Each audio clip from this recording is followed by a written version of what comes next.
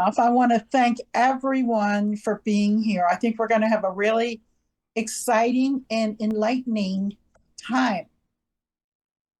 Our commercial for this evening, our one and only commercial, is for Artists for a Better World. At Artists for a Better World, we know the value of the artist. Artists create ideas. They are the dreamers of our society, and they create the future.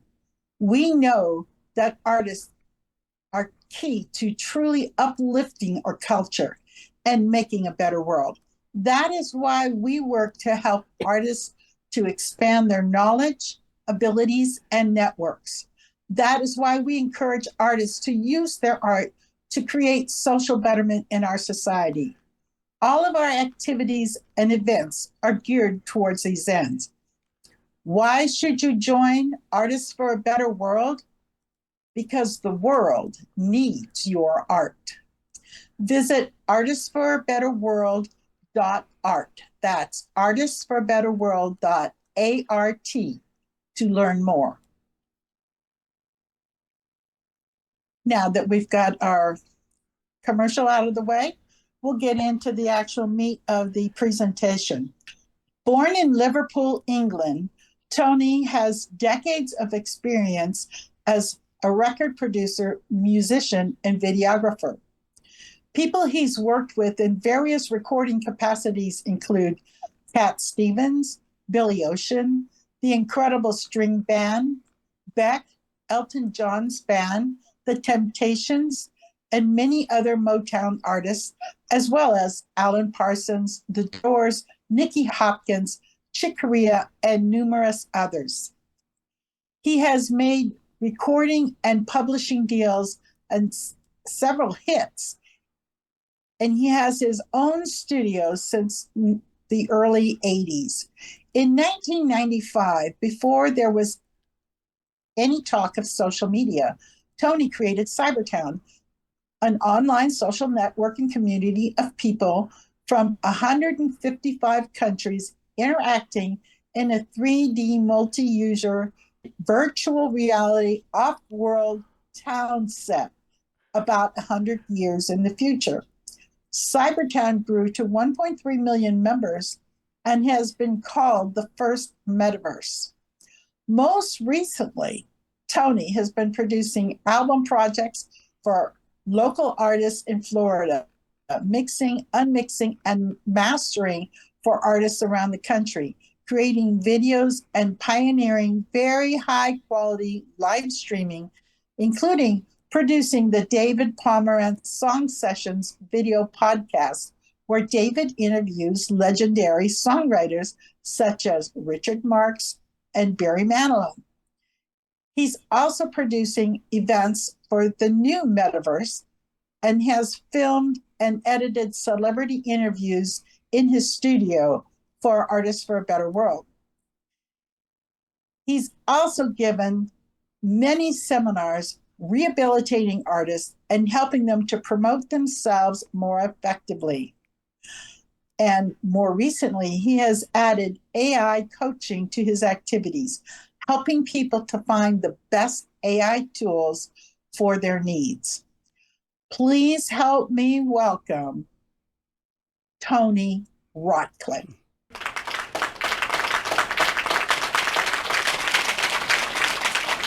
Thank you.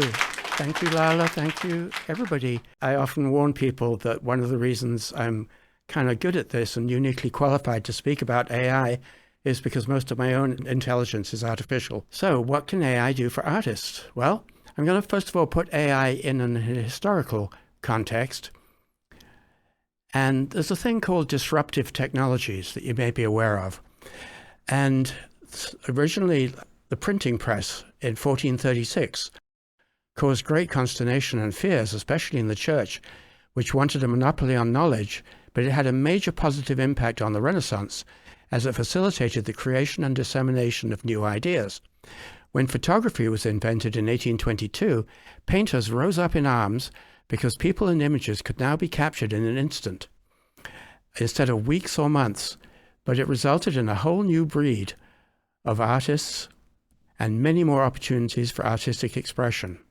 And when Photoshop came out in 1990, some photographers were aghast until they tried it and they saw what it could do for them and their work, and then they embraced it.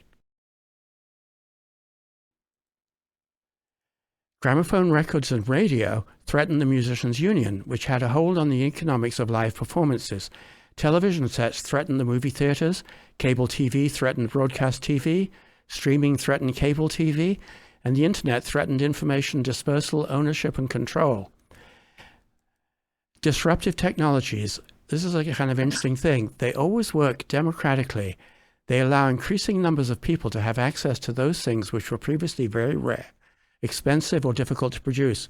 And later on, you're going to see some things that have been really out of many creators' reach and are now utterly available to us, and they're pretty incredible. So a disruptive technology challenges the status quo, forcing change.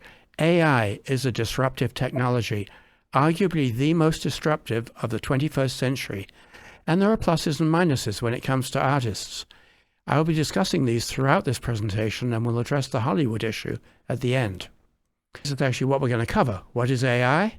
What can AI tools do? We're going to look at AI tools for writing, AI tools for image and video creation. So we're going to look at, other AI tools, including audio. Does AI replace real artists? And hint, the answer begins with N. The future and who will be out of jobs and how not to be. AI, the good and the bad. So what is AI? Artificial intelligent tools are computer programs that use machine learning to mimic the problem-solving and decision-making capabilities of the human mind. Okay, now where is AI at? There are now more than 3,000 such tools in more than 50 categories, with many more being released every day. It's predicted that by the end of 2023, there will be 10,000. Keeping up with these tools is quite a challenge. I'm online every day looking at what's being released and checking it out and testing it so that you guys don't have to. But there's just amazing stuff coming out. And what can AI do? Well, they can do in literally seconds things that could easily take a human being hours. Thus, they enable you to get far more done, and far more quickly and easily, and thus you gain a lot of time. For example, 1 to 2 hours really good copywriting work, 1 to 5 minutes, if that. I'm going to show you a little bit later something that was done in 30 seconds that blew my socks off. 20 compelling video titles in 30 seconds instead of 15 minutes for brainstorming maybe 6 good ones. 2 hours of image editing work done in 30 seconds. And I'm not exaggerating. Some of this stuff is even faster, as you'll see when I demonstrate it. And I mention here the Sony World Photography Awards because this year there's an awards competition called the Sony World Photography Awards, where they give awards to photography and great photographs. And this year, a photograph won, a really nice photograph, really expressive. And then the person who took the photograph said, "I'm sorry, I can't accept the award because it's not a photograph. It was generated by an AI." And you're going to see in a minute just how far AI has come in that area and how quickly it learns, coming up shortly. So things that AI can do and the quality with which they can do them in 2023 has already reached what was predicted for 2030. AI capabilities are advancing at an unbelievable pace. AI is the new gold rush, with Microsoft, Google, Amazon, Nvidia, Apple, and others racing to be the dominant force in AI. AI this year became verifiably more accurate in medical diagnoses than medical doctors, which is kind of fortunate since medical doctors are the 3rd highest cause of deaths in the US, according to the British Medical Journal. And 88% of second opinions result in a different diagnosis, according to the Mayo Clinic. So it's pretty good that AIs are now taking that field because their diagnoses are a lot more accurate. AIs now recognize and can accurately and in detail describe what they, quote, see in images and photos. And this is like 2018. This was the interest in AI through 2021, 2022, and last year, boom, a huge jump. Now, in February 2022, an AI program was asked to create a picture of a boy with rain on his face. This was February 2022, April 2022, July 2022, November, March, and then May of 2023. You see the difference? And yeah, it shows how fast machines can learn and improve and how fast AI is evolving. And this, in July of 2022, the AI was asked, draw a picture of a black cat on a couch. And this is what it came up with. Not that impressive, right? 4 months later, same request. See the progress? So first, before we get into, for me, what's the more fun part, which is images and videos and media stuff, we're going to look at the content tools, because they're pretty extraordinary. There are many AI tools available for creating text-based content. My favorites are ChatGPT, the standard that everybody knows, Bard, Bing Chat, and Merlin. And since it only takes seconds and is free, I'll often try the same query in each of them and use the results that work best for what I'm looking for. I recently started testing a brand new one, Claude 2, which is also free, and so far it's blowing me away. It recently literally helped me do weeks of market research in about 30 minutes. Things that literally would have taken me weeks to find out. I got all the information I needed in 30 minutes. And as you'll see, AI can be used to create content more efficiently and quickly by automating certain tasks. However, it should not be seen as a replacement for human creativity, research, or judgment. AI is simply a tool to accelerate human creativity. People are the creators. And ChatGPT, now what does GPT stand for? It stands for Generative Pre-trained Transformer. Doesn't help, right? But basically it means that it learns what to say by capturing information from the internet and from experience and from all over the place. It then uses all of this text to generate responses to questions or commands that someone might ask.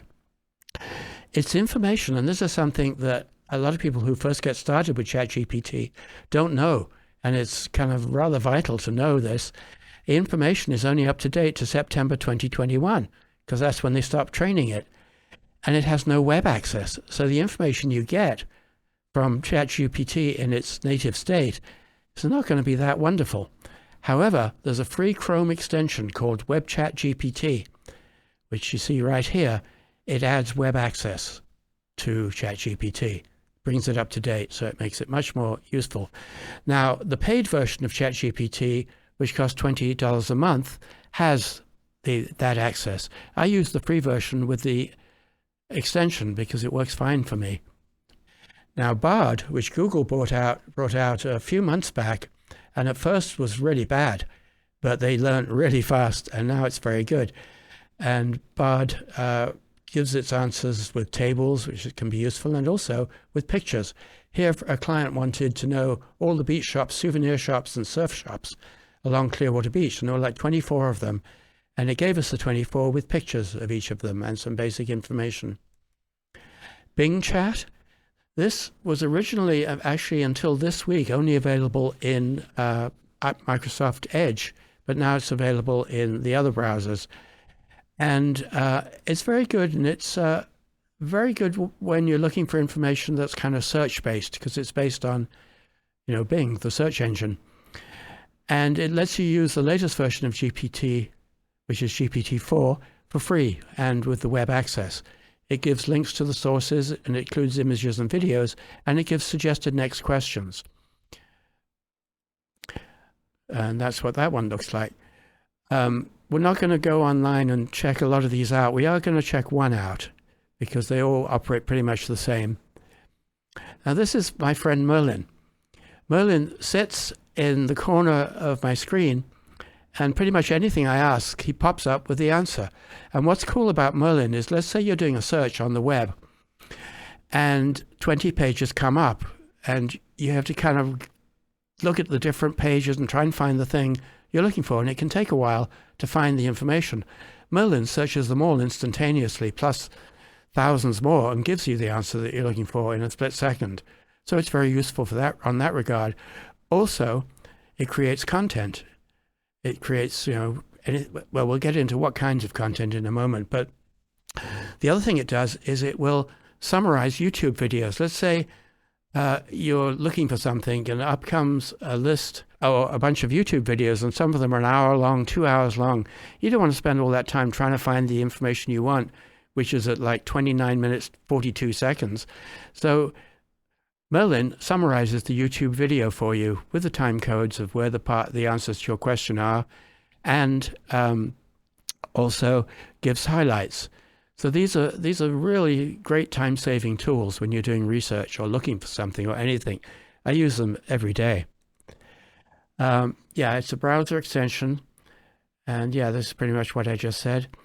It's free. There's a pro version for $19 a month. I still use the free version because it works really well. But you have to remember to turn this on, which is web access and GPT-4. Then you'll get the most recent information. Now, Claude, this is the one that I started using this week, and asked it, Claude, because, for instance, for a client, I asked it, who are the main influencers on social media for romance genre books? And it not only gave me the main influencers, but it gave me their addresses, and then gave me more information. Claude is really great, and we're going to use Claude in a minute.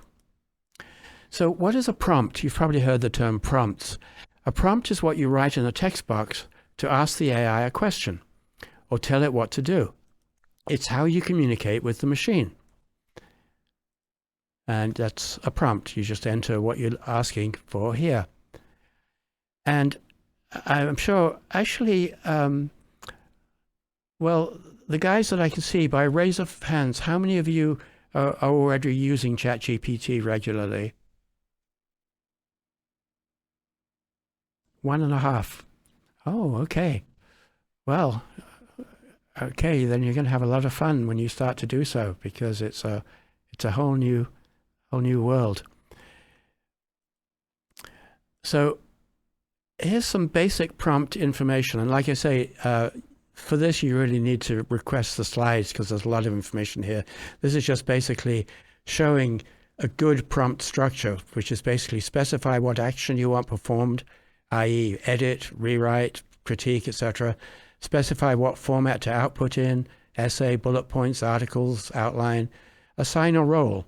Give the AI a role so it knows from what viewpoint it's giving its information. And then provide a source or example, yours or another's writing, to emulate. Now, this is optional, but you can get better results sometimes when you do that.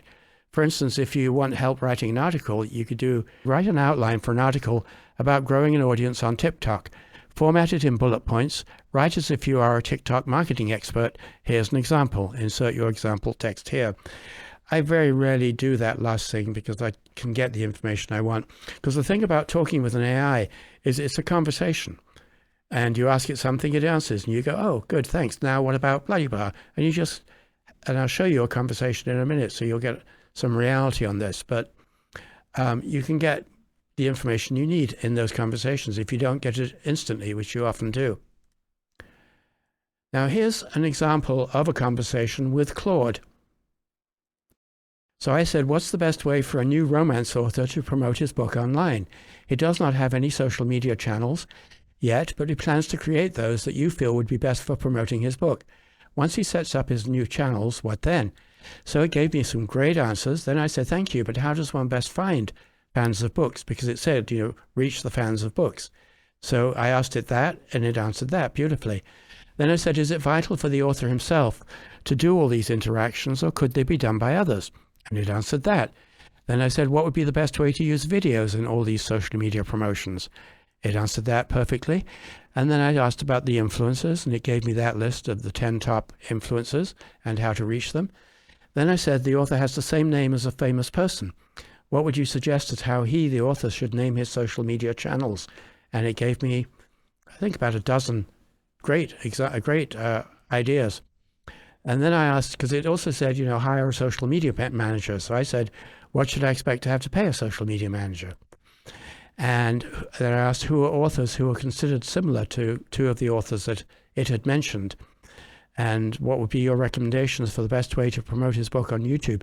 So you see, you have these back and forth conversations where you get all the information you need. Instead of having to go to YouTube and, Google and get an answer to your first question and then go, and search again and taking forever, all this can be done in minutes. Another useful prompt, especially for writers, is to put this one in. Basically paste in a chapter of your book, or in the case of Claude, I think it'll do whole books, but you say, fix the spelling, punctuation, grammar, and sentence structure of the text above and list what you changed. So you can get your book edited very, very quickly. And you can also ask, when you write something for, say, a blog post or an article, you can ask it to be in the style of another writer, like Ernest Hemingway, or a speaker, or to be written so as to be understood by a 5-year-old or any age or any kind of audience you want. And since these GPT tools are using the web, you want to be sure that you're not plagiarizing stuff. So there's about 20 tools that claim to sort that out for you. But in a recent bunch of tests, head-to-head tests, this was the only one that really did. Undetectable.ai. It would find plagiarisms and suggest changes. Recently, for my AI coaching business, I was creating a new web page and I wanted to have all the pain points that people were having trouble with and all the benefits. So I asked AI to tell me the top 12 benefits of AI and the top 12 concerns. And so then I wrote some copy based on what it wrote. And copy wasn't great, but I thought it was okay. But then I thought, wait a minute. Why don't you rewrite the copy I wrote, but write it in the style of the top 10 most successful copywriters in the world? And boy, did it ever. And you'll see the before and after. So this is the before, and it's fairly kind of normal copy. Not great, not bad. So what I wrote was, you don't have the time to research the best AI tools. With so many options, it's confusing. Most people don't know where to start. And with so many new tools arriving every week, it's impossible to keep up. Who has the time to learn so many new tools? What if you choose an AI tool, spend all that time learning it, and then find out it wasn't the best tool for you? What if you give up and get left behind your competitors who are using AI? Don't try and do it all yourself. You've got enough to do already. Work with an experienced AI coach who has spent the time researching and learning the best tools and who can do all the heavy lifting, choosing the best AI tools for your exact situations, and training you or your staff on how to best use them. Streamlining and automating your marketing to make it easier to get more customers means more time for you.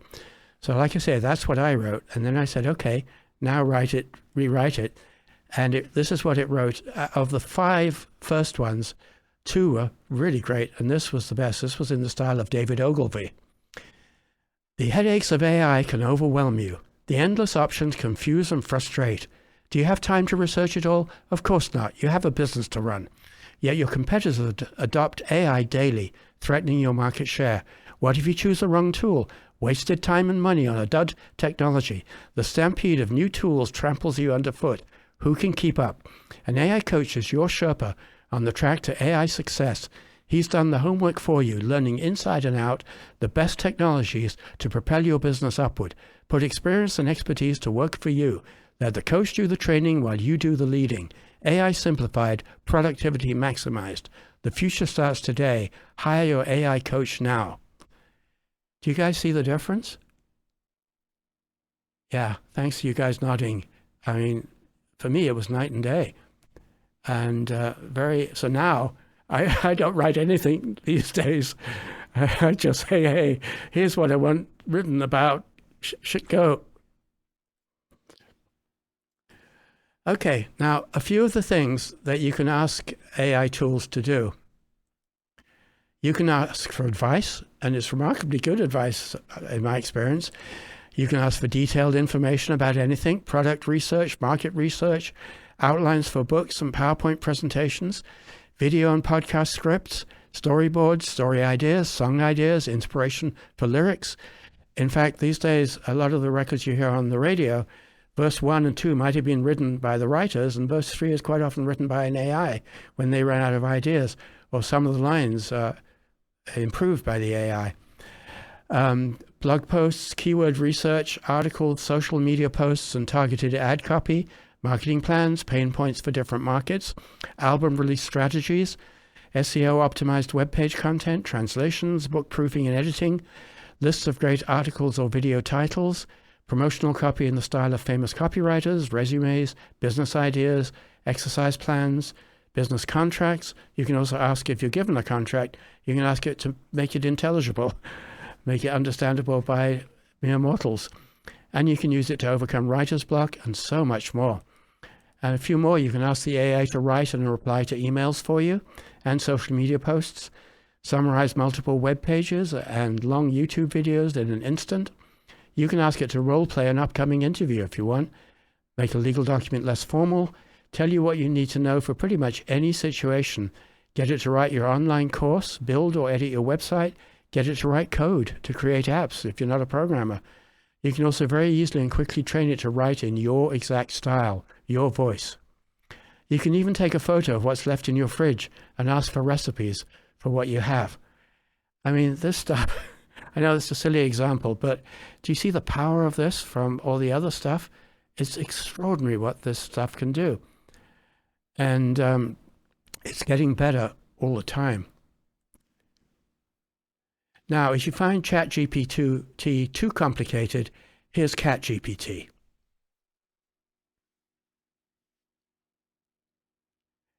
Yes, it's a joke. Actually, it does exist, but it doesn't really do anything except file its nails. All right, so I did a test of the 4 main GPTs that I was using at the time I did this test, which was ChatGPT, Bing Chat, Merlin, and Bard. And the prompt I said was, you are a marketing consultant. What are the main questions that you would ask small business owners in order to best advise them on their marketing? And ChatGPT gave me 7 questions, but it missed some key questions. And Bing Chat gave me 8 questions, but it also missed some key questions. And being a marketing consultant myself, I knew what it was missing. But when combined, these two, it was pretty good what they came up with. That's why I like to use more than one of the GPTs, especially as they're free and they take so little time. And Merlin came up with 10 questions, and they were the very best questions in this instance. Bard gave 8 good questions plus good suggestions for more areas to research. So none are perfect, but you can take the best of each to get the most useful answers. Let's try one out. So we're going to use the new Claude 2. So I'm going to paste in my prompt, which is, what are some great ways for a visual artist to market themselves online? So you see how quickly the answer comes.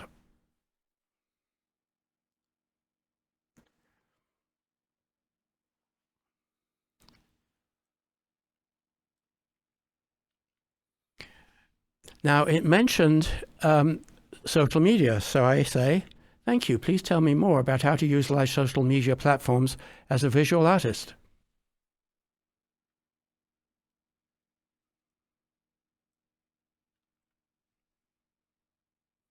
So you see, you can take any of the things that it said and get it to expand upon them, if there are areas where you'd like more information. And then I say, okay, well, that's good for online, but what about offline?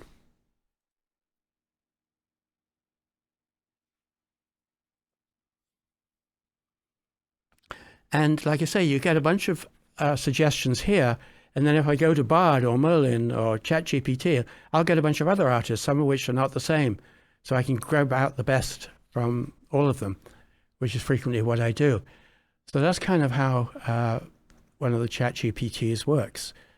Okay, so do you guys get an idea of how these GPTs for text and chat work and how you could use them? Okay. Now, just a brief thing on the evolution of writing tools. AI is just a tool. You have to remember that. It can help people create subproducts much faster, as well as give inspiration. And the people who use it best creatively will be the artists, especially those who do further work to make the AI output their own. The artist is the source of creativity. He or she is conscious. The AI, no matter how smart it might be, is not. And the artist is the source of original ideas. At the same time, he or she is free to take inspiration from anywhere he or she chooses, including AI. So in the 17th century, we had parchment paper and quills and candles. Then in the 20th century, we had typewriters and an electric lamp.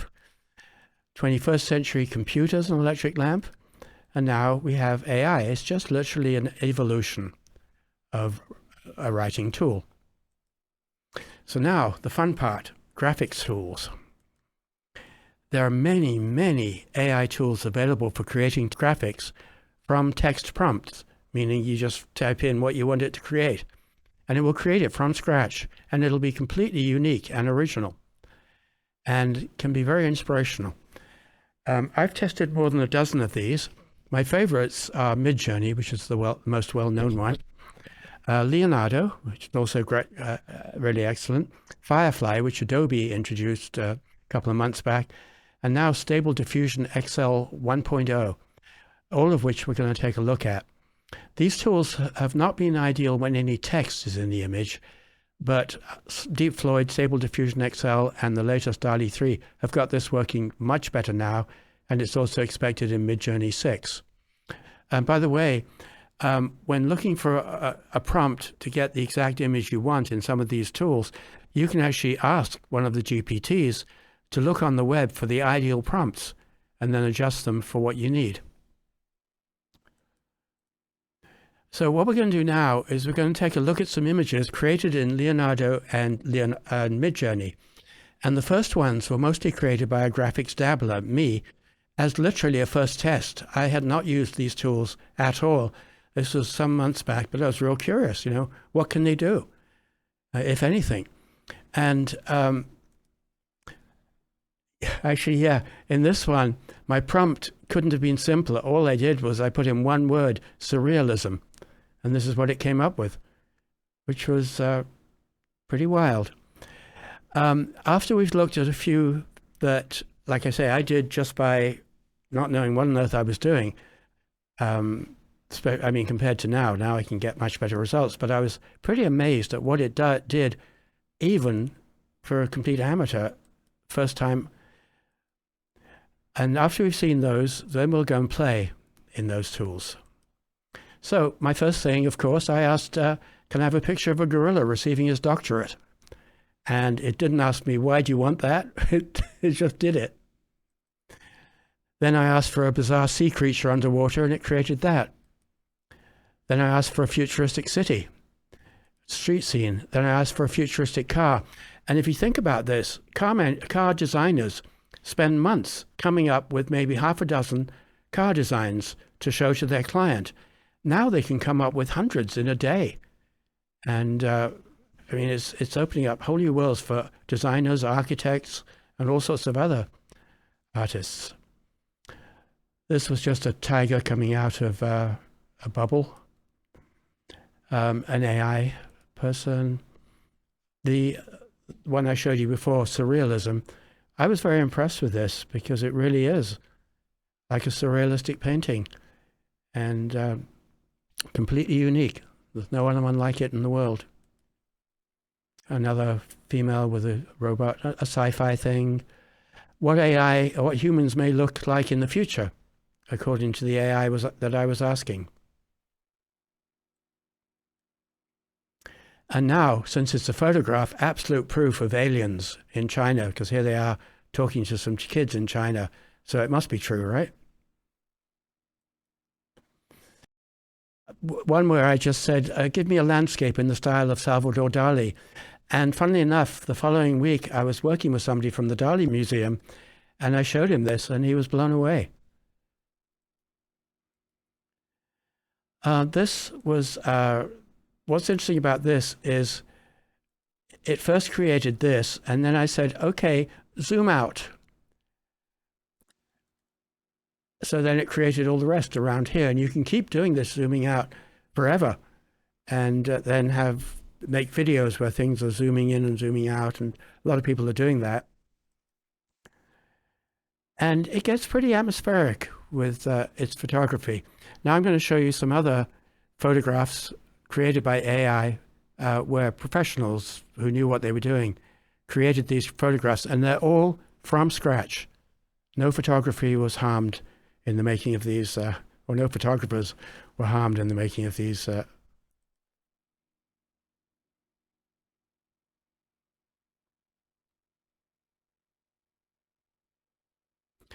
You see how it handles lighting, and in a moment you'll see how it handles reflections. See the reflections on the window.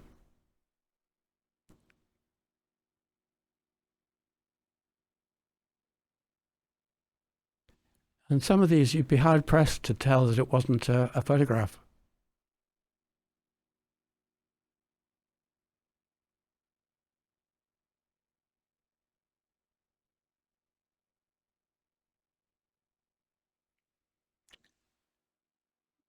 Okay. So now, like I said, the two major ones, we're going to start with Midjourney. And for those who don't know, actually, I'm going to go online to show this. There's an online community called Discord, where all sorts of companies create their online communities, because you can do video and gaming and all sorts of stuff, and voice chat. So Midjourney at the moment is only available through their Discord server, as it's called. So I'm going to go online to just show you very quickly and tell you a couple of things for when you try and do this.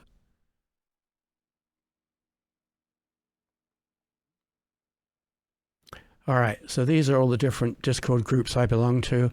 So I'm now going to go to Midjourney. And you'll see what's happening here is all sorts of people in Midjourney creating all sorts of images live. And there's just all sorts of stuff. Now, when I'm creating my stuff, I don't actually do it here. I set up my own server where I can just do it privately, because here everyone is seeing what you're doing, all your experiments, etc. It's useful for you because you can look at stuff and say, oh, I like that. You'll see the prompt. So you can use that as a starting point. But if you want to just do it yourself in your own private space, you just click on this, you go add a server, and then you go over here and you say add the Midjourney bot, and suddenly you have your own private area to do this. Now, when you first go into a newbie's room and do your experiments in the newbie's room or on your own server. And basically how you do it is you just call up the bot and you say imagine, and then you put in your prompt for whatever it is you might need. Now, since there's a lot of people creating all sorts of stuff here, if I put in a prompt, it'll be 2 or 3 minutes before it generates it. So to save that, I'm going to show you some stuff I pre-did just to compare some of the different generators. Oh, and Discord also has a desktop version, which I use as well. Leonardo, which is another great one, it's not at Discord, it's actually on the web. I'll go back here a second, because you can't just go to midjourney.com, you have to go to Discord first. And the same with here. If you go here, that's where you go to sign up. Then you get access to the actual app, and it's standalone and it's not in Discord. And the free version gives you 150 tokens a day. And tokens are what it charges you to create an image. So you can get a lot of images made in a day for free. So this I put in both Leonardo and Midjourney just to see what the difference was. I put in a beautiful futuristic house, bright day, vibrant details, luxurious, hyper-realistic, elegant, beautiful background with garden. And Leonardo came up with this, and Midjourney came up with this. And for me, Midjourney was just a little bit more inventive. But now this week, Leonardo has added a mode called photorealistic. So they're going to be neck and neck. Now, something to note here. Per a US Copyright Office ruling of March 16th, you can't copyright an image created by an AI. but you can copyright your involvement in it. So if you do an image and then you modify it, and your involvement also includes your prompt. So it's an interesting area where things are changing rapidly.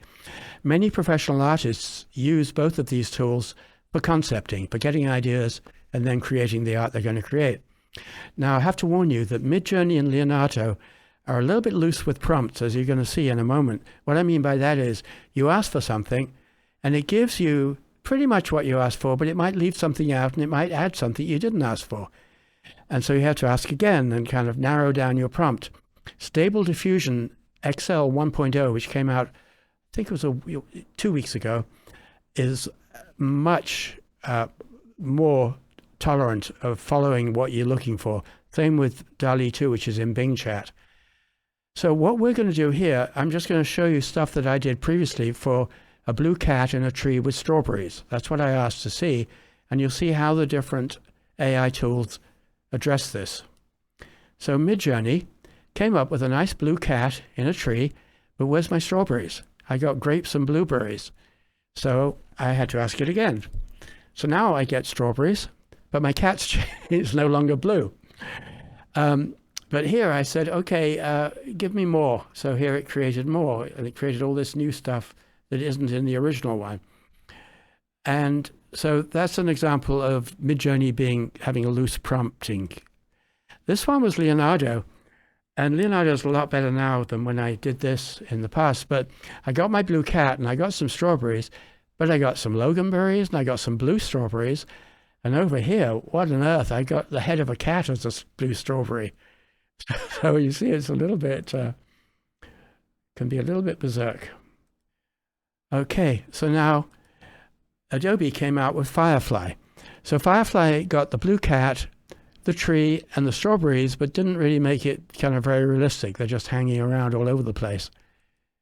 So then Stable Diffusion 0.9 was much better, and I actually like this kind of soft focus cat that it came up with, and it put the strawberries kind of into context in the tree. But then, like I say, last week or just a couple of weeks ago, version 1.0 came out, and now you're talking. We've got a blue cat in a tree with strawberries in context, and then I said, okay, now make it realistic. Look at that. And actually I said make it photorealistic, so it blurred the background and blurred the foreground and made a very photorealistic image of a cat. It gave me exactly what I asked for. At this one I didn't ask for the blue one, I just asked for a realistic cat. But you see how the different tools produce different results. And the thing is that all of these tools, you can choose. In fact, let me show you. You can basically enter your prompt, whatever it is, but you can also say what style you want the art in. And some of them, like Midjourney and others, have a lot more styles, and Leonardo, a lot more different styles you can choose from. So you can have your art in all sorts of different kinds of styles. In fact, if we go to Leonardo and we look at the community feed, you'll see all kinds of different styles that people are creating art in. And you can see the prompts they used as well, so you can use them as a starting point for your own art, for your own creations. There's a lot of fantasy stuff. There's realistic stuff, there's cartoon stuff, there's drawings, pencil drawings.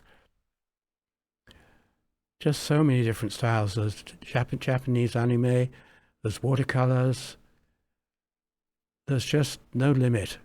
It's quite remarkable. L.D. Sledge, our famous founding father, who's, I can see right there. This is an original painting that L.D. did. L.D. does some beautiful stuff. But one day we said to an AI, okay, using this as a kind of model, do a painting for us of roses. So it did this. And then we said, okay, combine them. And it did this, which we liked. So you see the fun you can have? You can merge your own artwork with AI created work and come up with all sorts of new things. This site, Lexica, is kind of useful because it has hundreds of thousands of images, and if you put your mouse over them, you can see the prompt. And you can use the prompt, modify it, and it will generate something based on what you said. you can also upload your own image and use that as a starting point. I found something that looked really nice. I think it was something like this, where I said, change it into a ferret, and it did very well. This one, you can just find any image you like, put it in here. Oh, I got a question here. How do you load your artwork into it? Leonardo, there's a place that's on the left that says upload your art. And they mostly have an upload button for that. But this one, you put in any image that you've found or you like or you've created, and it will create the prompt for you. That will create that image for you as your own image. This one, Image Mixer, you can take up to five different images and blend them all together in any kind of strength or weakness that you like. I haven't really used this, but looks kind of semi-interesting. It also does image enhancement. For another of our guests at this presentation, this was actually a real photograph taken at an event that came out really bad, really blurry. The AI did this, so it cleaned it up nicely. But it took a while. It took maybe 15, 16 seconds. Now, here's a great thing. A lot of artists now are starting to make extra income by creating images on Midjourney and these other sites, creating beautiful, stunning images or photographs or whatever it is, and they're selling them to stock libraries and to Etsy or on Etsy. But the amount of work involved in, preparing them, uploading them to those different places, putting your descriptions, pricing, all the different things, it's a lot of work. So Wirestock basically will do it all for you in exchange for 15%, which I think is very fair for the amount of work involved. You just upload your stuff to Wirestock, and they handle all the getting it into the distribution networks. And this was actually a few months ago, but at that time they had when they pretty much hadn't been out very long, they had 230,000 creators, 9 million media, and 1.6 million number of purchased content. Now, I think it was 2 months ago, Adobe came out with something called Firefly. And this is a game changer, because Firefly is now built into Bard for image creation. It's in Photoshop, and I'm going to show you that in a moment. And it's in Adobe Express. And I mentioned Adobe Express with an exclamation mark. You'll see why in a minute in terms of, I mentioned in the promo, increasing your speed of marketing. You'll see why when we get there. But Firefly is built into all of these. This is a quick demo of Firefly.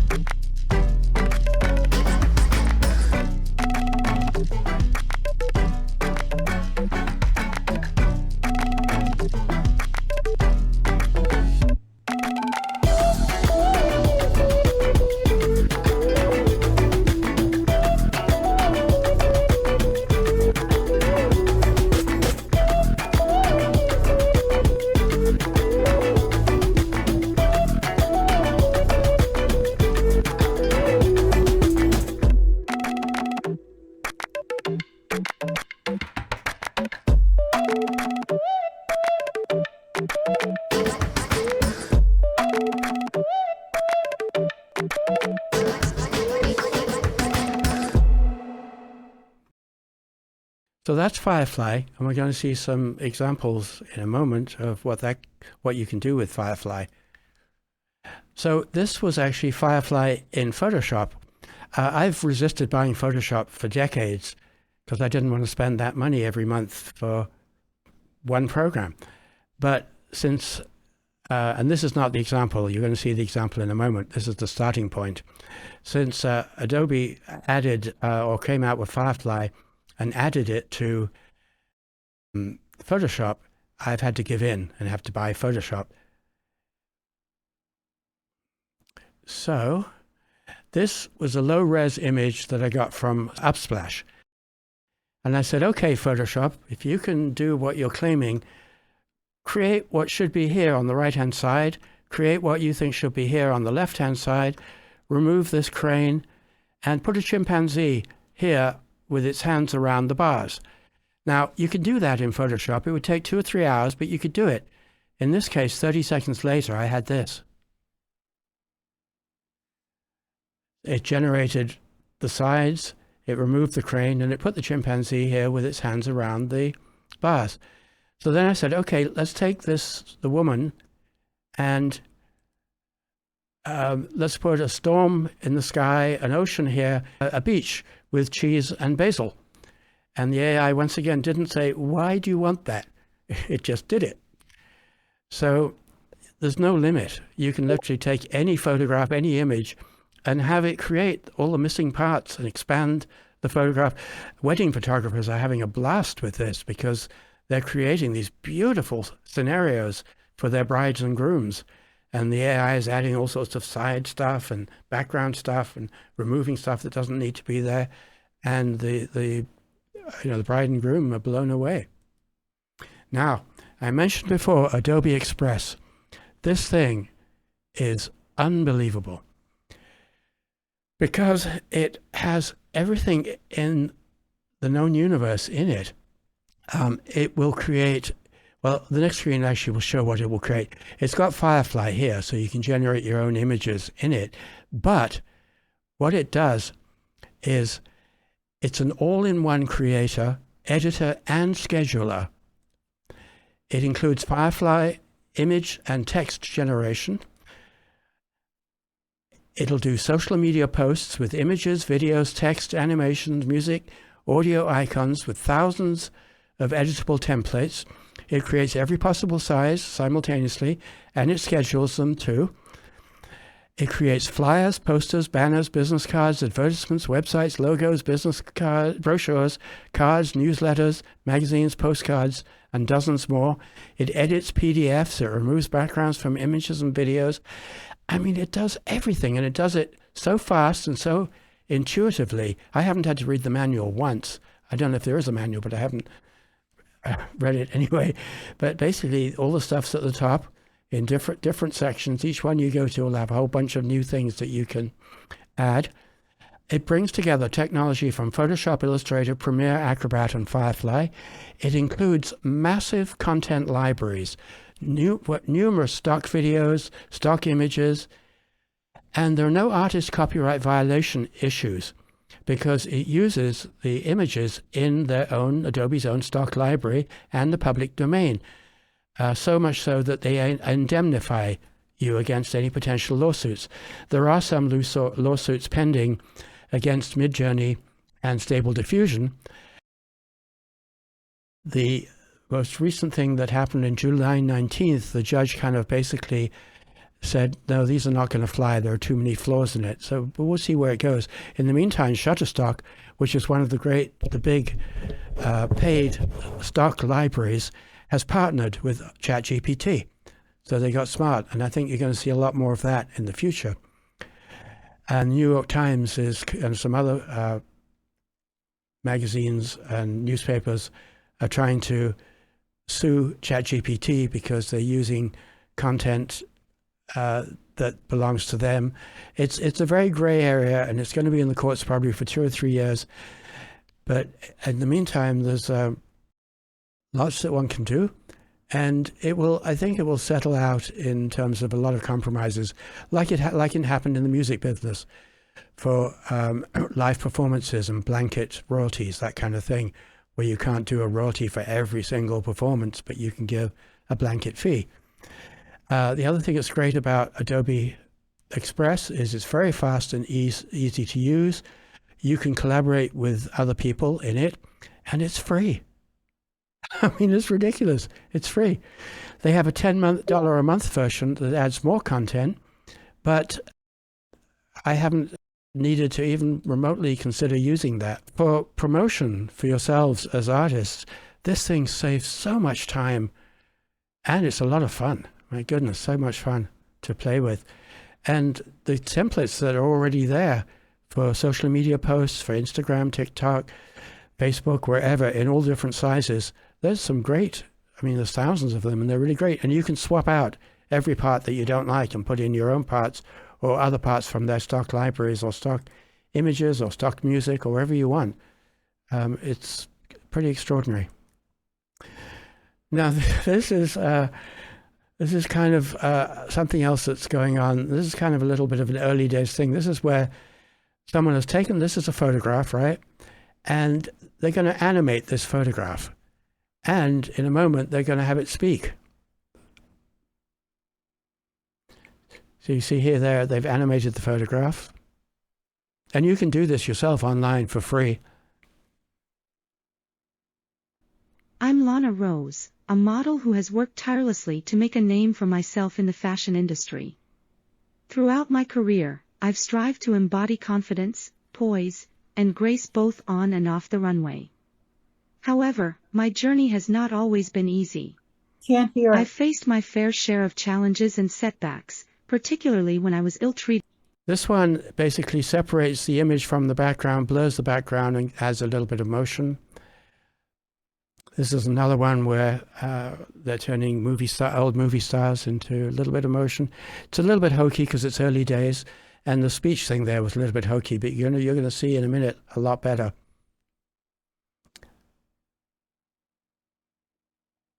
So this is where they take a basic image and then modify it through different generations.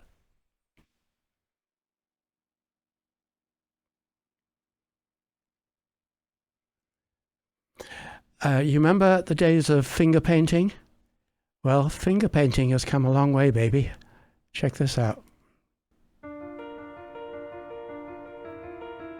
NVIDIA Canvas empowers artists with an AI assistant to paint landscapes quickly and easily. Simple brushstrokes with the intuitive material palette generate lifelike images in seconds, and preset styles modify the lighting and overall look of the resulting image instantly. We have been working on new capabilities to allow artists to paint even more amazing landscapes. With the latest upgrade to the AI model, Canvas paintings are not only 4 times higher resolution, but you'll also notice higher quality and more details in the image. We've also expanded the material palette with 5 brand new materials, such as flowers and straw, allowing you to paint a richer and more diverse set of landscapes. We can't wait to see what you can create with these powerful new features. So that's one company that's doing some fairly innovative stuff. So some usage examples. Artists can use these tools to create images for album covers. Created this in Midjourney and this in Adobe Express. I asked for a font with castles and stuff in it, and it just did it in seconds. Book covers, social media and blog posts, logos, marketing materials, web pages, video storyboards and thumbnails, and for getting inspiration for your own visual arts projects. Those are some of the thousands of templates in Adobe Express. Now, an interesting point Pablo Picasso said about creativity. He said, good artists copy, great artists steal. And it's a kind of, well, anyway, behind it is the idea you have to rework the idea and make it your own. Pablo Picasso himself could never have painted his breakthrough works of the 1900s without recourse to African sculpture. All creative work builds on what came before. Amongst many, Manet, Monet, Gauguin, Van Gogh, Duchamp, Miro, Carlo, Lichtenstein, and Andy Warhol were motivated by former masterpieces to produce their own great works of art. So here, Jean-Auguste Dominique Ingres in 1856 did this, and Pablo Picasso in 1932 used this as a model for this, for his inspiration from this. And Manet used the work of Titian from 3 centuries earlier to do his work.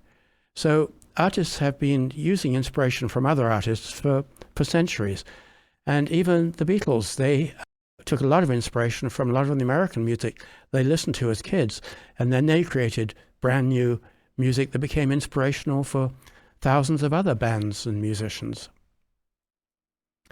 So now in video tools, we're going to see some interesting stuff here. these are just some of the different tools. And when you get the slides, you'll be able to click on them and check them out. So let's see some recent video evolution. So this is kind of a silly one. This is where someone found one of these AI tools. He said, oh, I see, I can put my face into existing videos. So he took the opening sequence from The Office and he replaced the actors' faces with his own.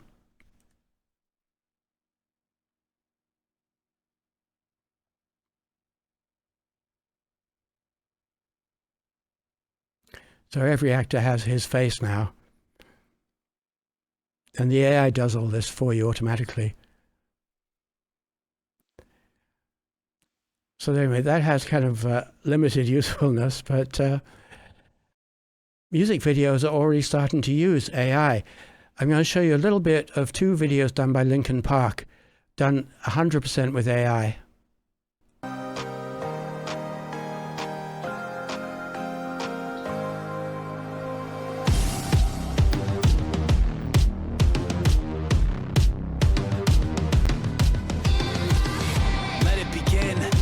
It away, but it's pulling me in.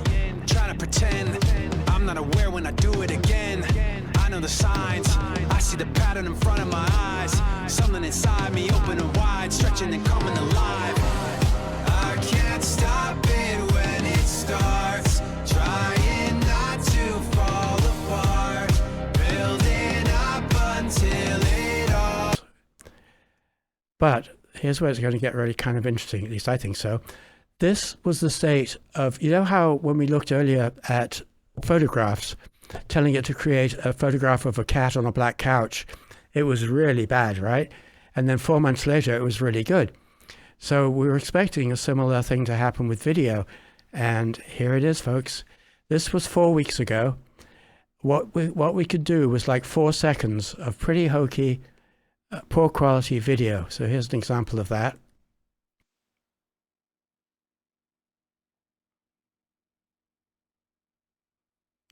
And it's very short, so I'm going to repeat it a couple of times to give you a chance to at least get an idea of what it is. So this was 4 weeks ago, and this is this week.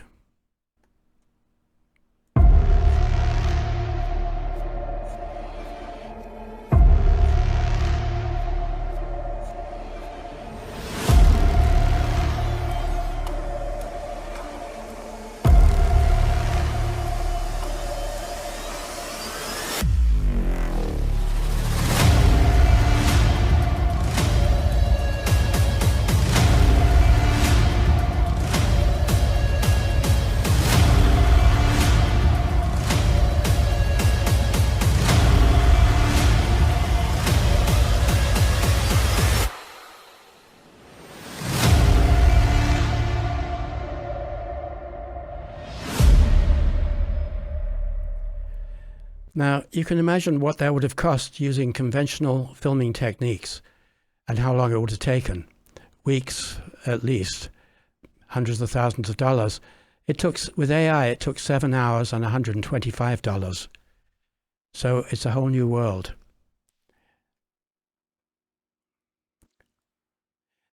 Here it gets even better. You're probably familiar with the term CGI, used in movies to create animated people or robots or whatever, like the Terminator. And a lot of the stuff you see in movies is CGI. It's just created by the computers, like Jurassic Park, and just about any movie you know has some kind of CGI where they don't want to spend all the time and money to create something else. So CGI would take months and cost millions of dollars to create sometimes a sequence that only lasted a few seconds. And yeah, that's what it says here. It used to take months and cost millions of dollars. So here, this is a new tool that just came out. So this is a guy, he was filmed, and we'll show you what this AI tool can do. It'll take minutes instead and cost $99, and here it is. They say all great stories start with a sense of wonder. And what if bringing those stories to life wasn't limited by our resources, but only by our imagination? Welcome to Wonder Studio, where making movies with CGI is as simple as selecting your actor and assigning a character. The system uses AI to track the actor's performance across cuts and automatically animates, lights, and composes the CG character directly into the scene. Whether it's one shot or a full sequence, Wonder Studio analyzes and captures everything from body motion, lighting, compositing, camera motion, and it even tracks the actor's facial performance. All the artist needs is a camera.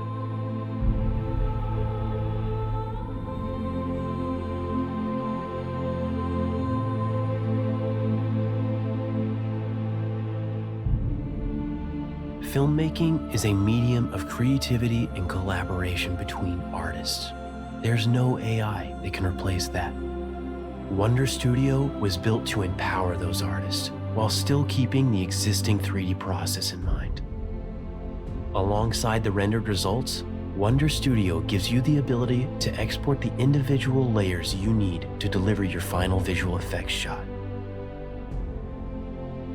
Whether it's lighting, camera, or animation, you can maintain full control and make detailed adjustments in 3D space. From the paintbrush, to the typewriter, to the camera, tools have always been an extension of the artist, a means to help our voices be heard. With Wonder Studio, we hope the world hears yours.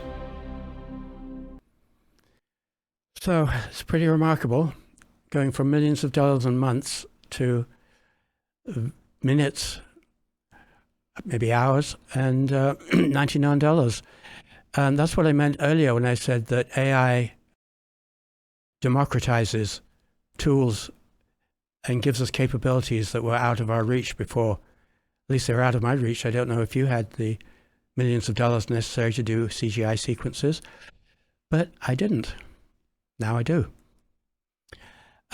This is a site that creates digital people out of your photograph. It will animate your photograph and have the digital avatar say whatever you want it to say. And these ones are much better than the one I showed earlier because the technology has advanced. Some say that truth is a reflection of our reality. We are used to defining it with our very own senses. But what if our reality is changing? What if we can no longer rely on our senses to determine the authenticity of what we see and hear? We're at the dawn of artificial intelligence, and already the lines between real and fiction are becoming blurred. A world where shadows are mistaken for the real thing. And sometimes we need to radically change our perspective to see the things the way they really are.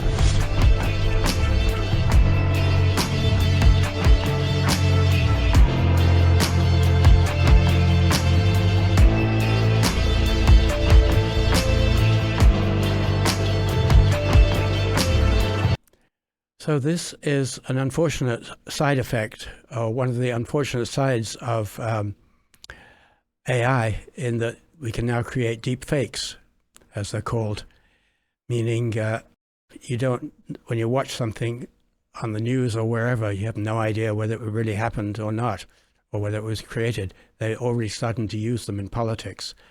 It's not good. Kirk Mossing says, what are you referring to rescheduling?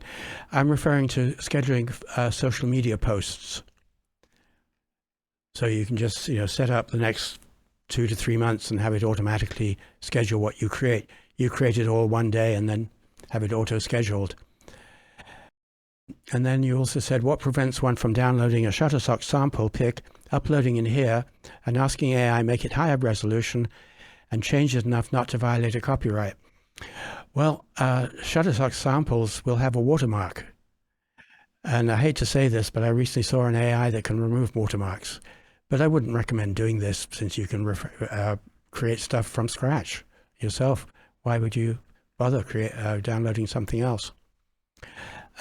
Rochelle says, which AI programs have a free trial? Many of the programs are free. Many of the ones I've shown tonight are free. And the ones that aren't pretty much always have a free trial. this, let's say you probably know that shorts, videos that last up to 30 seconds, are very popular these days because that's the attention span of many people, particularly younger people. And if you've got like an hour video or a 2-hour video, it's quite a lot of work, as you know, David, going through and trying to pick up the best bits of those videos and extract them into shorts. This program does it automatically, and it adds the text automatically and creates shorts like at least 10 times faster. So that's very useful. So some audio tools. These people, 11 Labs, enable you to clone your own voice really, really well. And thereafter, you can do stuff in your voice that sounds just like it's you. And I swear it sounds like you. It's fooled me with some of my friends who are doing it. They did a promo video and they were talking, sounded just like them, but it wasn't. It was 11 Labs. There's a lot of stuff that you can do with AI in the audio realm. I'm going to jump to some over here. There's a tool called, an AI tool called Unmixing, where we can take recordings from 20, 30 years ago, where all that's left is the final mix, with everything already mixed together and all the separate tracks lost. And AI can separate it all out into the original tracks. And the quality of this is getting extraordinary these days. It can remove things that are impossible to remove, like somebody coughing in the middle of a classical piano recital and the cough is right over the music. You just paint out the cough and leave the music. It can do things, let's say we have here a room with heavy echo. Hi, I'm Adán Lopez. This is my brother Fernando. Together we have been trained and worked with some of the best strength coaches of all time. Together we have... And here's with the Hi, echo I'm removed. Adán Lopez. This is my brother Fernando. Together we have been trained and worked with some of the best strength coaches. So it can remove all the noise and reverb, etc. It can now remove backgrounds without green screens. This is something I shot over the phone, a doctor in some other state. He had this behind him. We used AI to remove that with no green screen and put in a new background behind his video. So that's, and here, as David is familiar, we were interviewing Felix Cavaliere from the Rascals. He was in Nashville on a Wi-Fi connection in a storm. So this is what we were seeing over the internet, but this is what we recorded. And the audio was great as well. So there's a lot of stuff that AI can do in the audio realm as well as the video realm. Now, it used to be that AI voices were pretty robotic, right? Check this out. The voice you hear was artificially generated using speech synthesis software developed by 11 Labs. The input was pure text and no corrections were made. The Great Gatsby by F. Scott Fitzgerald. Chapter 1. In my younger and more vulnerable years, my father gave me some advice that I've been turning over in my mind ever since. Whenever you feel like criticizing anyone, he told me, just remember that all the people in this world haven't had the advantages that you've had. He didn't say any more, but we've always been unusually communicative in a reserved way, and I understood that he meant a great deal more than that. In consequence, I'm inclined to reserve all judgments, a habit that has opened up many curious natures to me and also made me the victim of not a few veteran bores. So you hear how it has a lot more inflections, a lot more light and shade.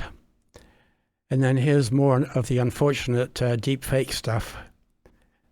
I stand before you not as an expert, but as a concerned citizen. One of the 400,000 people who marched in the streets of New York on Sunday. And the billions of others around the world who want to solve our climate crisis. As an actor, I pretend for a living. I play fictitious characters, often solving fictitious problems. I believe that mankind has looked at climate change in that same way, as if it were a fiction. As if pretending that climate change wasn't real would somehow make it go away. but I think we all know better than that now.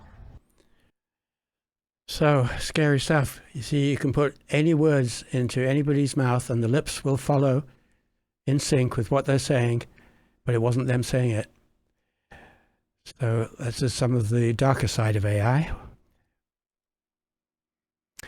And here's another one where it's kind of a silly example, similar kind of thing. They've taken the voice of a guy from The Family Guy and made this animated character, made her lips follow what he's saying. I don't know who you are. I don't know what you want. But I have a very particular lack of skills. I will never be able to find you. But what I do have is $2 and a Casio wristwatch. You can have one of them.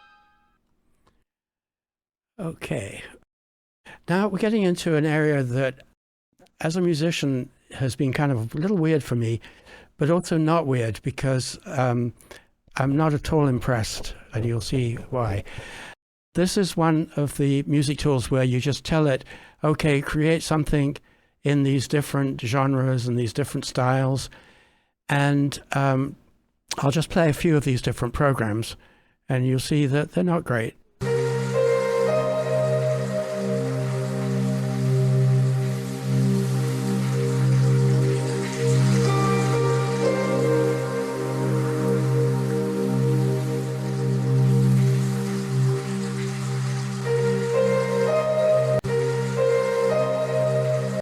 Now that's not bad for kind of an ambient thing. In fact, for ambient tracks for video, promo videos or other videos, this stuff is very usable, but not this next one. I don't think so. A lot of people like this, but I think they're people who are not used to what music can sound like. This one for me is really poor.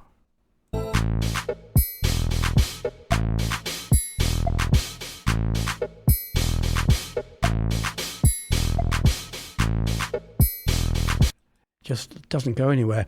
Spotify have been removing tracks made by this company. This next one is a little bit better.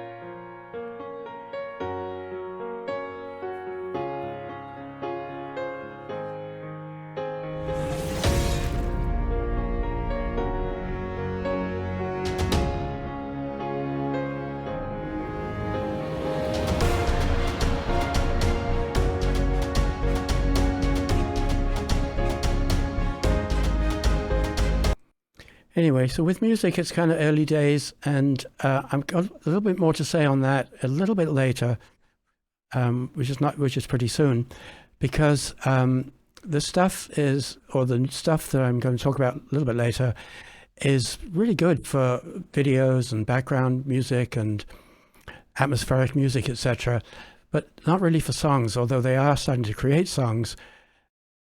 But they're a little bit strange, but just this week I've heard 3 programs that have actually impressed me. Okay, a quick note about the Grammys, because this came out June 18th, 2023. The Recording Academy, which is the organization behind the Grammy Awards, outlined new rules ahead of next year's competition.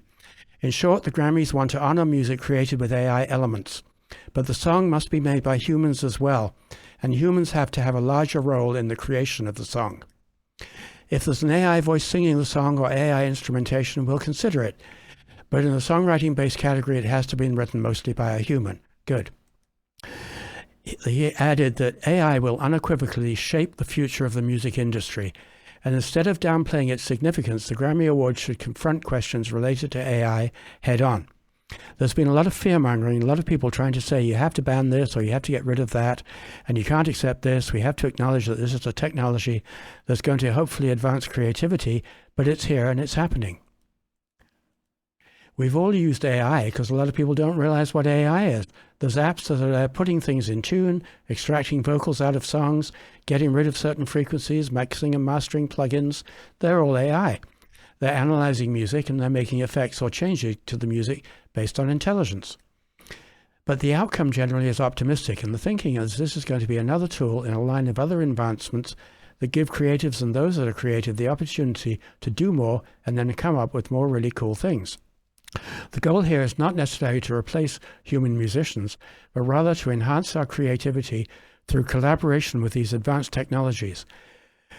Leveraging AI's capabilities, The fact is, taking this approach, we can push musical boundaries further than ever before and discover exciting new soundscapes. The real power of this technology lies in its ability to augment human creativity rather than replacing it outright. When used as a tool alongside talented songwriters and musicians, composers, AI can lead to some truly groundbreaking musical discoveries. And I'm starting to find some very interesting things playing with it. There's also a bunch of multi-tools, which you'll get in the slides if you ask for them. These sites all lead to all sorts of different tools in the same site. Like this one has just all sorts of things that it'll do with AI to your images and your photos.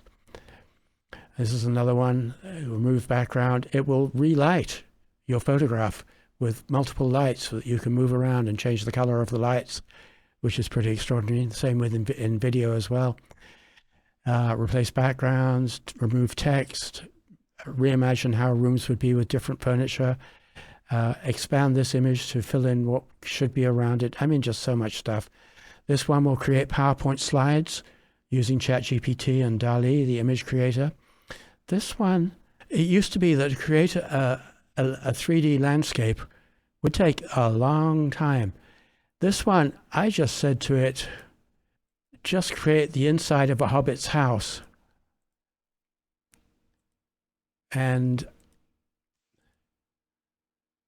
it basically created this in seconds.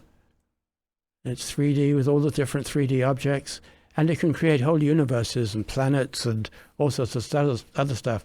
Most of the stuff I was doing before was outside, but this was just inside to see what it could do. And it will create anything you like in any style, which is pretty remarkable. This one creates short stories. This one translates videos into different languages and syncs the lips.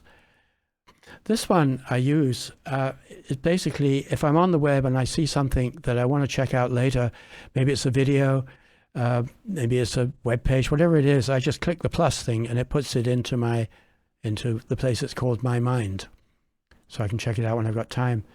This one, easy peasy, will create art and images, podcast show notes, video scripts, blog posts, social media captions, emails, product descriptions. So there are lots of these tools coming out that do multiple things. And like I say, they're usually free. Okay, now here's just some of the ways that we can help with marketing using AI tools. Market research, researching market viability, competition, publics, influencers, and how to reach them. Writing marketing campaigns, keyword research, copywriting, creating and editing images, as you've seen, social media content creation, text, images, videos, animations, music, audio, icons, multiple formats and sizes, social media channel setup, scheduling and posting, creating websites, creating PowerPoints, creating flyers, all the other stuff that I went over before, scripting, creating and editing videos, editing and fixing audio, help with YouTube. I mean, there's just so many tools for speeding up what we as artists create with. It's just phenomenal. This is just some other recent news where they're doing other things, turning text into 3D objects, text to animations. Google is now building AI into Gmail, Docs, Sheets, Search, etc. And music track creation has gotten quite a bit better than what I showed you earlier. But it's still, for me, it's still okay for background music for videos, games, or podcasts. And Shutterstock recently bought 110,000 tracks generated by an AI. But generated music is nowhere, at least in my opinion, close to the emotional magic and heart and soul connection of a real song created by an actual artist. But it can be great for inspiration for your own compositions. In the last week, Ava Soundful and Music Generation for video background music have started to create some pretty impressive stuff. Here's something where, again, for game makers or anyone creating the 3D area or arena, to create a winter alien forest in 3D with motion and everything takes months. Now you just say literally that. You say, create winter alien forest, and off it goes.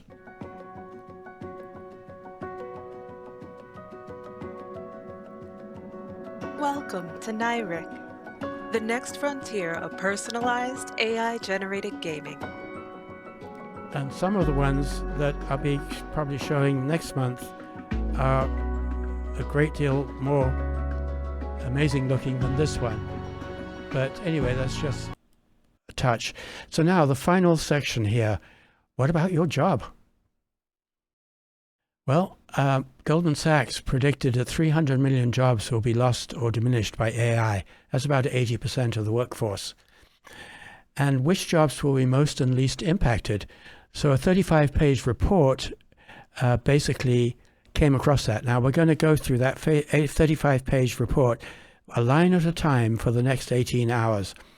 Or alternatively, I went through it and took out the main areas that are going to be mostly impacted, and the ones in yellow are mostly the artists who are going to be mostly impacted by AI.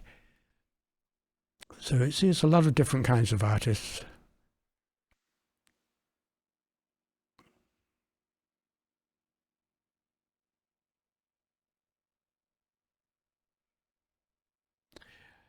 And I'm going to move on, and you can look at the slide if you send me an email asking for the slides so you can see anything you didn't see this time. There's a saying going around in the AI space: AI won't replace you, a person using AI likely will. Let's say you're an author, a painter, a graphic artist, musician, videographer, designer, animator, photographer, or any artist whose work can now be assisted or even attempted by an AI tool. Do you give up and say, AI can do this now and way faster, I better find something else to do? No.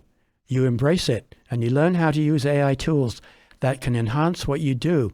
You learn how to talk to the machines, which is prompts, which we looked at earlier, and you use them to dramatically speed up your delivery and the number of clients you can handle. As an artist, use what AI generates for inspiration for your work. And artists are also selling, as I mentioned, AI images at Etsy and stock image and music sites.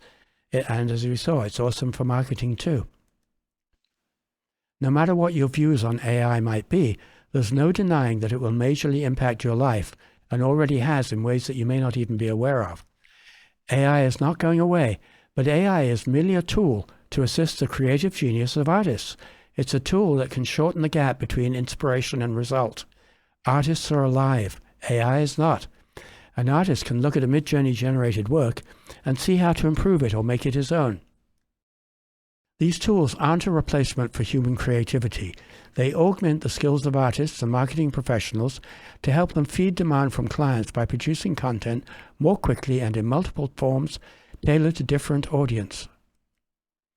AI can amplify and supercharge creative people, and it makes their lives easier. Some creative professional artists feel that AI gives them, quote, superpowers, enables them to take their art to a whole new level. This is a quote from an art director recently. I'm an art director, graphic designer. I stumbled into AI and generative art about 3 months ago. At first I thought I'd been made completely redundant, but thankfully as I dove into using AI, I realized that it's just another tool, and if it's placed in the hands of a skilled user, it has incredible potential. It gave me superpowers. I created a mock campaign for Osprey backpacks to pitch them for graphic design work super quickly using generative art and AI, and I just got my first design project with them.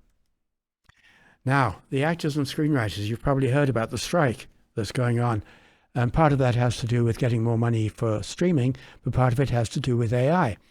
Now, digital actors have been being used since the mid-'80s. This is a digital actor version of a younger version of Mark Hamill or Luke Skywalker, both to complete films where the actor was not available and for stunts, etc., and the Star Wars franchise has used them extensively. Currently, actors have little legal control over the use of their digital clones, unless they created them themselves, and agreements are not firmly in place to protect actors from losing their jobs to digital recreations of themselves, which is not good. Actors should absolutely have total control over use of their digital likeness and be fully compensated for their use. At least that's what I think. People respond to the beingness or personality of actors. With an AI copy, there's no beingness, just a copy of a character. I'll go and see a movie with Denzel Washington, but I'm not going to go and watch a digital clone of him. I don't know if the same is true for you, but that's how I feel about it. You know, I can tell the difference. Now, regarding the screenwriters, they can use AI tools to help create and fine-tune many more scripts much faster and to get new movie ideas and for research. But they currently want AI tools to be banned from writing scripts. In my view, that's the wrong target because it would penalize millions of non-Hollywood scriptwriters. I believe that it would be better to forbid Hollywood movie studios from using AI for scripts and to make them only use humans. Anyway, that's my view on it. Yours may be different.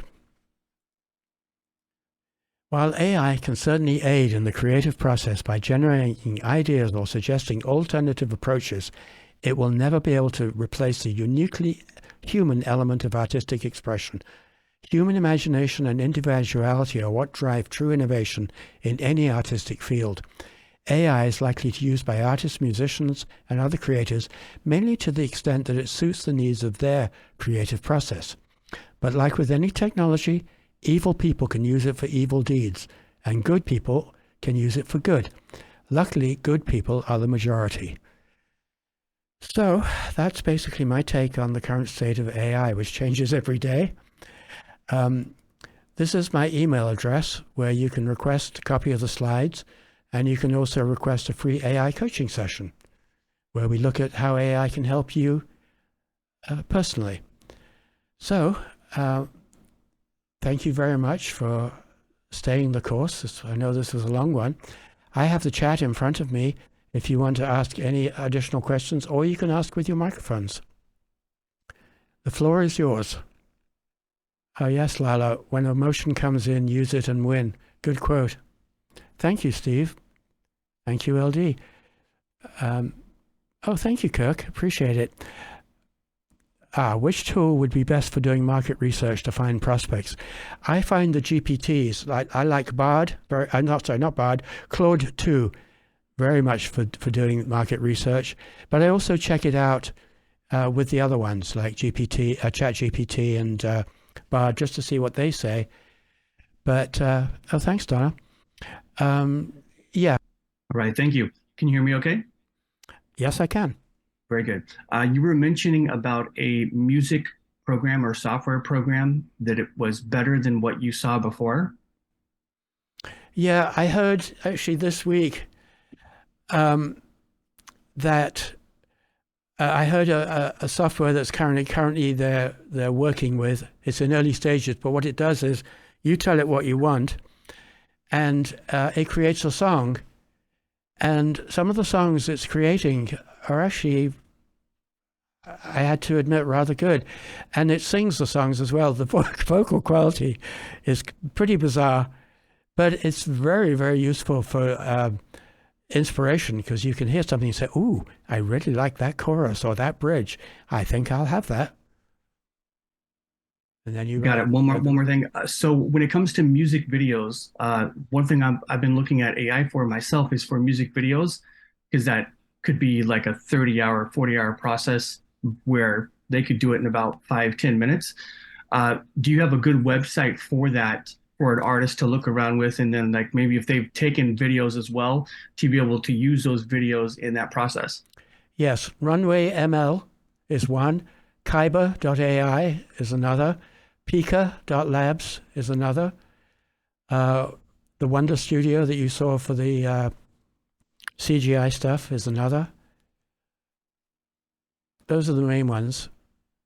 Yeah, good point, Pat and Davida. She says, I don't know what to think about 5 years from now with this stuff. I mean, it is changing so fast. I mean, I'm pretty good with technology, but it's hard for me to keep up with some of this stuff. Let's see. I'm ready. That's an interesting point, Kirk. You find it politically oriented. I hadn't seen that, but then I probably was asking different questions than you. But that's very interesting to know. Yeah, because any AI is only as good as the person who programmed it.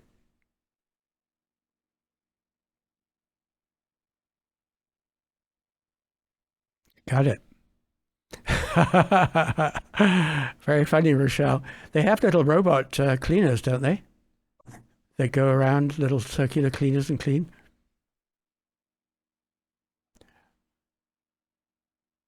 Interesting, Kirk. Yeah, I've used a lot of the GPTs for all sorts of stuff, and I only had one experience where it actually lied to me. And what it was I said, give me the top 10 keywords in this particular area and give me the search numbers and the amount of competition. And it dutifully did. I went, great, wow, this is so much faster and less expensive. And then a few hours later, well, actually, one thing had happened was the one I was using, which was Claude, yeah, the new one. I went offline for a couple of hours for, quote, maintenance. And when it came back, I asked it for some more keywords. And this time it said, I'm sorry, but as an AI, I don't have access to the companies who provide that data. And it listed all the companies. And I went, what? Wait a minute. So I checked ChatGPT and the others, and they all came back with the same answer. So I said, hey, you told me 2 hours ago, you gave me these results with the numbers and with the information. And I cut and pasted it into the prompt and said, look, this is what you told me. And it very crestfully said, I'm so sorry for misleading you. I made a mistake, and thank you for pointing it out. I can learn and do better. And yes, I can't find that information without, I don't have that access. These are the companies that do. So that was the only time, the only example where I got some information. So now I'm a little bit more careful. And Suha, what about creating charts? Oh yeah, absolutely. They can do that. Bard does that, and Bing Chat does that. Well, if there's no more questions, I guess I should put the hosting back to the host. So let's see if it'll let me do that. Yes. And maybe if you can tell us, Tony, so the email trockcliffe@gmail.com is where we get these slides. Yeah, send me an email requesting the slides, and I'll send you all the slides. And if you want a free AI coaching session, you can either email me about that, or you can go to here, guidanceforai.com. There's a scheduler on that site where you can just choose a time that suits you. Either way, email or schedule it on the site. Great. All right, Karen Bell, I had a chatbot apologize for an incorrect punctuation. Cool. Then LD Sledge says, I've been using Leonardo, Merlin, and Claude to generate images. I should really know how to write the right prompts. Claude and Merlin have written press releases, answered marketing questions, graded my papers, see where they can write anything, but research is the thing you can rely on, as they have access to all data and all information about anything, and Claude is very ethical. Not sure if the others are that good. I agree with that. I like Claude a lot. And in terms of images, LD, I highly recommend clipdrop.co, where they're using Stable Diffusion 1.0. That one, you don't have to worry about the prompts at all. It just does what you ask. Doug Crowder, if I've written lyrics, can an AI write the melodies, put in vocals and instruments? Yes, actually, the one that I mentioned a short while ago. You put in the images, or it has an AI box that will write the images, and then it writes the vocals and instruments and produces them. I asked ChatGPT to give me the Pythagorean theorem for kids. It was wrong. I bet that was the free ChatGPT, which is version 3.5. It failed the bar exam and came in the bottom 10%. ChatGPT 4 passed the bar exam in the top 10%. So with ChatGPT, you have to use that extension, that Chrome extension. Otherwise, the answers you're going to get are going to be ridiculous. They're going to be 3 years out of date. Either use the paid version or the one with the plugin that I showed you. If you just use the straight GPT, good luck. It's not going to be that much use to you. So thank you very much, all of you, for attending. Please drop into the chat before you go what you got from this webinar, how you liked it, what was the best thing you took from it, and what else you'd like to see as far as webinars for artists. Please give us any feedback you can. Drop it in the chat before you go. I want to really thank everyone for being here, and especially I want to thank Tony, because he has given us like some incredible data no matter what area of the arts we're working with, I think each one of us found something that we can use to enhance our production, our promotion, our networking, etc. It's really, really great. Thank you very much, Tony. Oh, you're so welcome. You've been a great audience and are a great audience. And yes. Totally my pleasure and privilege. Oh, thank you, Herman. Appreciate it. And thank you, Buddy. Bye, Diane. I'm going to end the meeting. Thank you, Tony. Thank you. You're very welcome. Look, my sister's here. Oh my God! Oh, my buddy, hi, so Susan. Enjoyed it. Wow, wow. Really brilliant. And, thank you, honey. Oh, you're so welcome. Great to see you. Okay. Good to you. Thank you. Okay, yes, I'm going to close this down. And okay, thank you, Lala, very much for all your help. You're very, very welcome. I was very glad to do it. Okay, we'll talk soon. Thank you again.